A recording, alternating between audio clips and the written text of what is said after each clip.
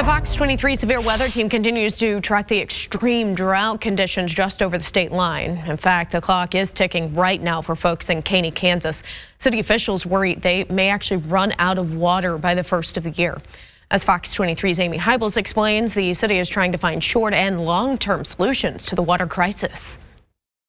Imagine this driver's surprise when he stopped to fill up on gas in Caney, Kansas on his way to Tyler, Texas, and discovered there were no restrooms available because of the water crisis. I obviously had to go and use a porta potty restroom. Everyone's been asked to conserve water, including students at Caney Valley Public Schools, where portable restrooms are now in use. This is really the Cadillac of portable restrooms. They're climate controlled. Each one has a lock on the door, and you can also flush. They use a rural water source from outside of town. Efforts to save water are paying off for the district that's gone to a 4-day week. On Monday, we were around, I think it was 5,984 gallons, and on Friday, we were just a little over 2,200.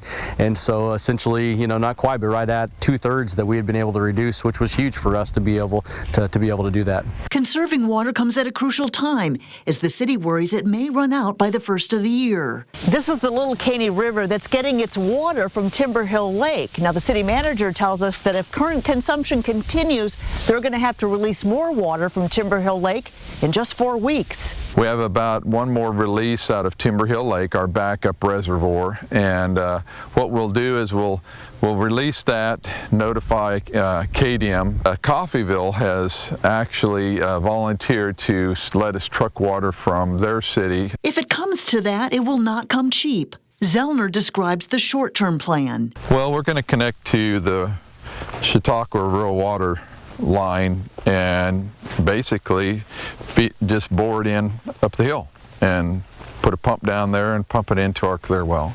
You can see how dry it is out here. Zellner says this is a situation that's been decades in the making, and it may take several years to come up with a long-term solution. That may involve constructing an 8-inch line. About 2 miles from Coffeyville, we'd put a pump station that would actually pump the water down the line to Caney. The very next step involves a Zoom strategy meeting with all of the parties involved, including the Kansas Department of Emergency Management early next week. In Caney, Kansas, covering News That Matters, I'm Amy Hybels, Fox 23 News.